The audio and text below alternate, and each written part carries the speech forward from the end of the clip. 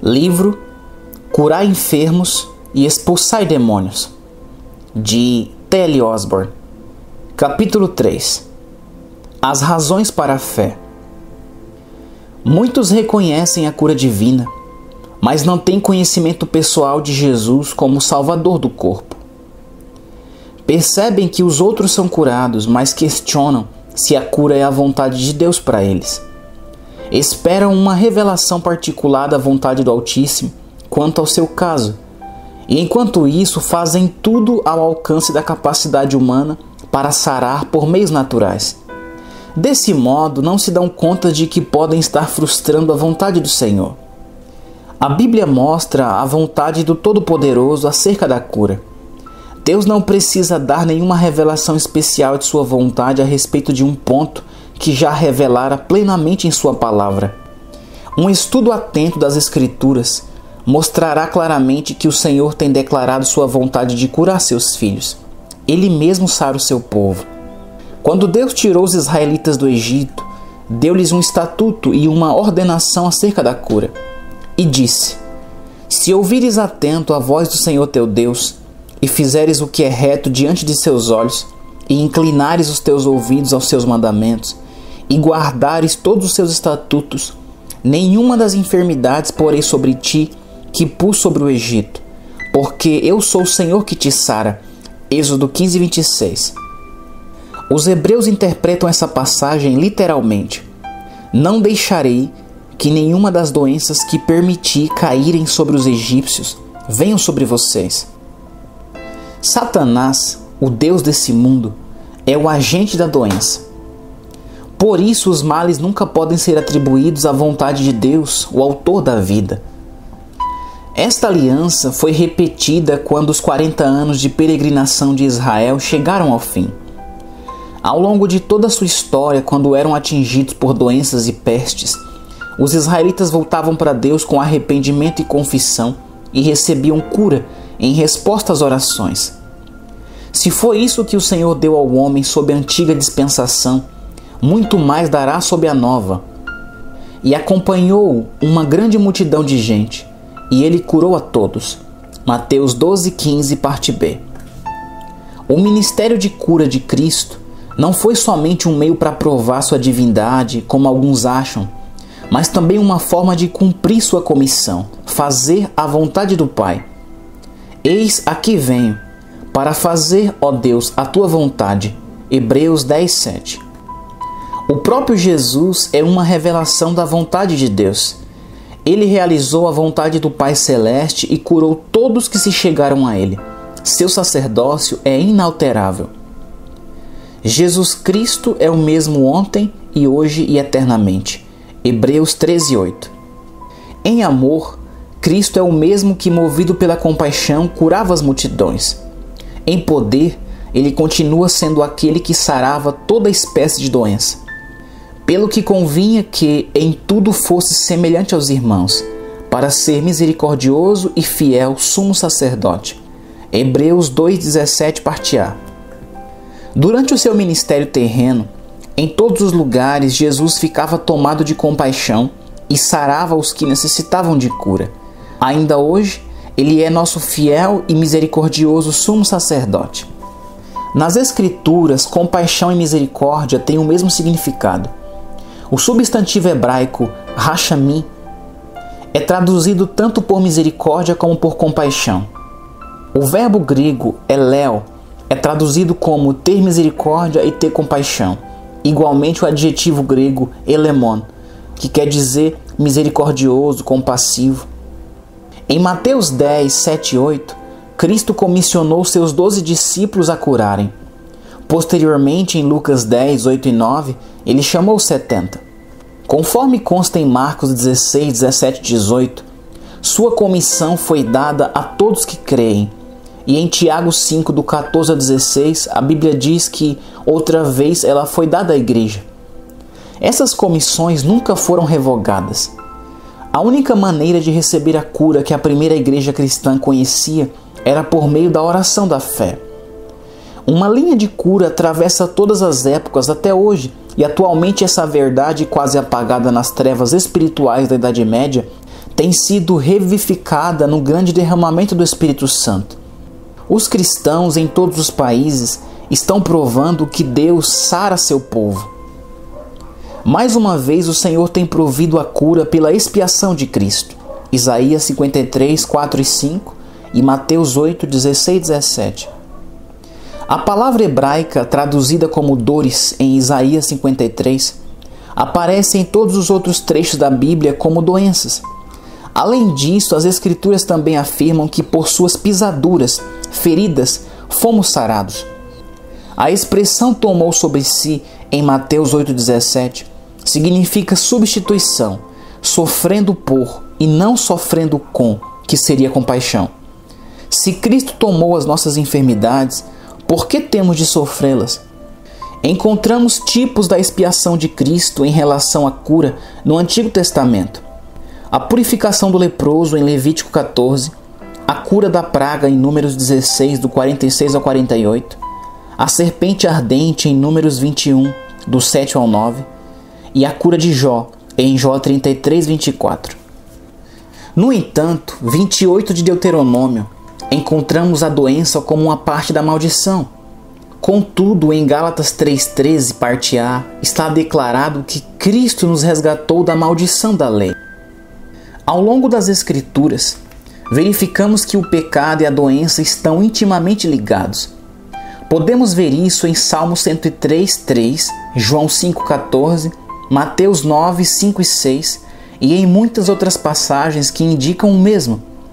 Temos a redenção tanto do pecado como da enfermidade, pelo sangue precioso que Jesus verteu e pelas pisaduras que suportou. Tudo o que Deus nos tem dado foi conquistado por Cristo Jesus nosso Senhor, para quem quiser, ou seja, todo aquele que cumprir as condições e crer na palavra. Podemos excluir a nós mesmos, dizendo, não é a sua vontade, mas Deus não exclui ninguém. Ele não faz acepção de pessoas, suas promessas são para todos. Está alguém, não alguns, entre vós doente? Tiago 5,14, parte A. Pedi e dar-se-vos-á. Mateus 7,7, parte A. Se pedirdes alguma coisa em meu nome, eu o farei. João 14,14. Por isso vos digo que tudo o que pedirdes orando, crede que o recebereis e tê-lo-eis. Marcos 11,24. A cura é prometida pela habitação do Espírito Santo em nós. Romanos 8,11. Todas essas passagens, juntamente com as promessas diretas e universais, esclarecem totalmente a vontade de Deus de curar qualquer pessoa que se chega a Ele com fé. Essa é sua vontade, sua maneira. A Bíblia não recomenda outro modo de receber a cura. O Senhor não oferece outro jeito a seu povo. Deus tem nos legado a cura, a saúde, a força em Cristo, e isso é nosso direito e privilégio nele. Quando aceitamos sua maneira, nós lhe agradamos e o glorificamos. Ele quer que vivamos em boa saúde. Aceitaremos essa provisão de seu amor? Obedeceremos a Ele para que a sua vontade seja feita em nós e nosso corpo o glorifique? Com a certeza da vontade de Deus, não precisamos orar. Senhor, sara-me, se for a tua vontade. Se indica dúvida, e a dúvida anula a fé. Certo deficiente físico disse-me, creio que Deus vai curar-me por meio da oração, se for a sua vontade. Para ilustrar o pensamento, acrescentou, um filho pode pedir algo ao pai e o pai lhe dará se achar que for para o bem do filho. É essa a forma que eu oro pedindo a cura. Respondi que, se o pai tivesse prometido dar ao filho determinada coisa, o filho teria o direito de esperá-la. Nosso Pai nos prometeu a cura e temos o direito de esperar que Ele cumpra sua promessa. Sem saber a vontade de Deus acerca de um assunto, podemos orar com fé pedindo algo ao Senhor se for sua vontade, e Ele o fará. No entanto, quando o Altíssimo já revelou sua vontade prometendo fazer algo, não podemos ignorá-la ou duvidar dela. A palavra revela que a cura é a sua vontade, tanto quanto a salvação o é. Mas só podemos consegui-la se cumprirmos as condições e crermos em sua promessa. A fé que vem do Pai está pautada na certeza de sua vontade. Conhecê-la é a base da nossa confiança. Definitivamente não poderemos adquirir a cura pela fé se tivermos qualquer dúvida quanto a ela nos pertencer ou não. Devemos conhecer a vontade do Criador, então poderemos tomar pela fé tudo o que Ele prometeu em Sua palavra, crendo que, quando pedirmos, receberemos. Nossa vontade também tem uma parte na questão da cura. Reivindicaremos aquilo que o Senhor desejou para nós? Se vós estiverdes em mim, e as minhas palavras estiverem em vós, pedireis tudo o que quiserdes, e vos será feito. João 15:7. Quando o nosso quero vai de acordo com o seu quero, a obra é feita. Capítulo 4. Por que mais pessoas não se curam? De sorte que a fé é pelo ouvir, e o ouvir pela palavra de Deus.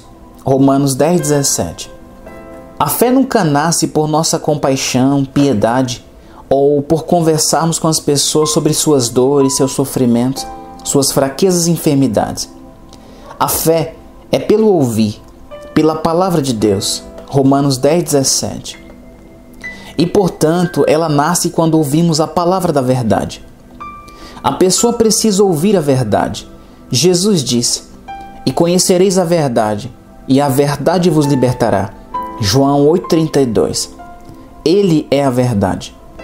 Se quisermos ver as pessoas libertas da escravidão da doença, devemos ensinar-lhes a parte da palavra que as deixa livres das enfermidades. A verdade é: Cristo quer curar todos vocês, senão Ele não teria levado as pisaduras pelas quais fomos sarados. Isaías 53:5, 1 Pedro 2:24. Então alguém pode perguntar: por que mais pessoas não se curam? É por falta de ensinar e pregar essa grande verdade. Vamos parar de ficar ao lado do leito dos doentes, apiedando-nos de seus sofrimentos e dando a entender que deve ser a vontade de Deus levá-los, que a enfermidade pode ser um meio para ensiná-los a ter paciência, ou talvez para o aproximarem do Senhor. Em vez disso, vamos declarar guerra contra toda forma de enfermidade, exercendo nossa autoridade sobre toda forma de poder demoníaco, ministrando pelo nome poderoso e triunfante de Jesus Cristo libertação aos que sofrem. Se a salvação é para todos, a cura divina também é. Nunca duvidamos que é a vontade de Deus salvar, mesmo os mais vis e os mais indignos. Por que temos essa certeza? Porque nos foi ensinada a verdade a esse respeito. Aprendemos desde a infância que a salvação é para todos os que creem, porque Deus amou o mundo de tal maneira que deu seu Filho unigênito, para que todo aquele que nele crê não pereça, mas tenha a vida eterna. João 3,16. Se tivessem aprendido sobre a cura para o corpo, tão positivamente como foram ensinados quanto à salvação da alma, as pessoas creriam na cura como creem na salvação. Se disséssemos que o Senhor operava milagres e curava nos tempos passados, mas não quer fazer o mesmo hoje, estaríamos afirmando que Ele é um Deus que era e não que é. No entanto, a Bíblia declara que Ele é o grande Eu Sou. Eu sou o Senhor que te sara. Agora mesmo Deus está dizendo: eu sou o Senhor que te sara. Amanhã Ele declarará o mesmo. Curará os enfermos porque ainda será o grande Eu Sou. Não pode haver dúvida. O Senhor cura todos os que se chegam a Ele, crendo em sua promessa. Seja-vos feito segundo a vossa fé. Mateus 9,29, parte B. Portanto, peça-a, porém, com fé, não duvidando. Tiago 1,6, parte A. A cura espiritual e física. A cura na Bíblia é tanto física como espiritual. As duas maldições que Satanás tem lançado contra a humanidade são o pecado e a doença. Ambas entraram no mundo pela desobediência de Adão e Eva. As duas bênçãos redentoras que Cristo trouxe ao mundo são a salvação e a cura, libertação do pecado e da doença. A salvação do pecado e da doença e a cura do pecado e da doença são duas bênçãos que estão em uma só expiação, supridas por um só sacrifício e por um só substituto. É indiferente dizer-se curado ou declarar-se salvo. Estar curado tem a ver tanto com o corpo quanto com a alma. Ser salvo, de igual forma, significa ter ambos, alma e corpo, salvos. A obra não estaria completa se depois de ouvir essa verdade, o homem não salvo e enfermo de corpo fosse salvo de seus pecados, mas não curado de sua enfermidade. Também seria incompleta se um pecador fosse curado, mas permanecesse com seus pecados. Uma pessoa é perdoada desses males espirituais quando o seu físico é salvo ou curado. Por quê? Simplesmente porque aceitou a expiação em Cristo. Como alguém pode aceitar apenas uma metade dos benefícios depois de saber a verdade, depois de ver o sacrifício de sangue de Jesus, que levou tanto seus pecados como suas enfermidades? Como alguém pode aceitar apenas uma metade dos benefícios depois de saber a verdade, depois de ver o sacrifício de sangue de Jesus, que levou tanto seus pecados como suas enfermidades? Isso é a verdade que liberta tanto o corpo como a alma dos homens. João 8,32. Em nossas campanhas evangelísticas pelo mundo, sempre pregamos uma provisão dupla plena. Convidamos os não salvos a aceitarem Jesus Cristo, que os cura e também os salva, e a crerem que Ele sara as enfermidades enquanto salva do pecado. O resultado é a libertação, tanto do corpo quanto da alma, que acontece quando as pessoas creem nela. Paulo diz: porque fostes comprados por bom preço. Glorificai, pois, a Deus no vosso corpo e no vosso espírito, os quais pertencem a Deus. 1 Coríntios 6,20. Ele nos orienta a usarmos tanto o corpo quanto o espírito para glorificar a Deus, porque ambos foram comprados por bom preço. Não é de se admirar que Jesus tenha dito ao paralítico: Filho, tem bom ânimo, perdoados te são os teus pecados. Mateus 9,2, parte B. Quando se levantou, tomou sua cama e andou. O paralítico deixou seus pecados para trás e a sua enfermidade. Foi por esta razão que Jesus perguntou: qual é mais fácil, dizer ao paralítico: estão perdoados os teus pecados, ou dizer-lhe: levanta-te, toma o teu leito e anda? Marcos 2,9. Quando Jesus disse àquele homem que seus pecados haviam sido perdoados, sua enfermidade também teve de sair, pois o remédio para ambos foi providenciado na mesma expiação, em Cristo. Isaías declarou: Ele foi ferido pelas nossas transgressões, e pelas suas pisaduras fomos sarados. Isaías 53,5. Se primeiramente Jesus tivesse mandado que o homem se levantasse e andasse, então seus pecados também o teria de deixá-lo. Sempre devemos ver uma plena libertação em Jesus Cristo. A palavra grega traduzida como salvo em Romanos 10,9, será salvo, é a mesma usada por Marcos quando este escreveu: e todos os enfermos que lhe tocavam saravam. Marcos 6,56. Ambas as palavras salvo e saravam são traduções do termo grego sozo. Vamos aprender o que elas significam no texto original. Cada uma das palavras encontradas nas seguintes passagens das Escrituras vem do mesmo verbo grego sozo. Sare, Marcos 5,23. Salvo, Marcos 16,16. Salvo, Lucas 8,36. Salvo, Atos 2,21. Curado, Atos 14,9. Salvos, Efésios 2,8. Salvou, Lucas 18,42. Salvará, Tiago 5,15. Salvou, Marcos 5,34. Sararei, Marcos 5,28. Salvou, Lucas 17,19. Curado, Atos 4,9. Salvos, Atos 4,12. Saravam, Marcos 6,56. Não há necessidade de os cristãos estarem enfermos. Não toleramos o pecado em nossa vida porque Jesus o levou. Também não temos necessidade de aceitar a enfermidade em nosso corpo, porque Cristo a tomou sobre si. Ele tomou sobre si as nossas enfermidades, fraquezas, e levou as nossas doenças, moléstias. Mateus 8,17, parte B. Verdadeiramente, Ele tomou sobre si, levou as nossas enfermidades ou doenças, e as nossas dores levou sobre si. Isaías 53:4, parte A. Por esses versículos, sabemos que Jesus levou nossas enfermidades. Lendo 1 Pedro 2:24, parte A, levando ele mesmo em seu corpo os nossos pecados sobre o madeiro, temos conhecimento de que Jesus levou nossos pecados. Se ele fez isso, não precisamos carregá-los. Se o levamos, mostramos que Jesus não precisaria tê-lo feito, ou seja, tornamos vã a ação de Cristo. O Evangelho mostra claramente que Jesus os carregou e, portanto, fomos redimidos deles. Assim, jamais necessitamos levá-los. No entanto, os cristãos têm sido impelidos a crer que, apesar de redimidos de seus pecados, devem continuar a sofrer suas enfermidades porque pode ser que não seja a vontade de Deus curá-los.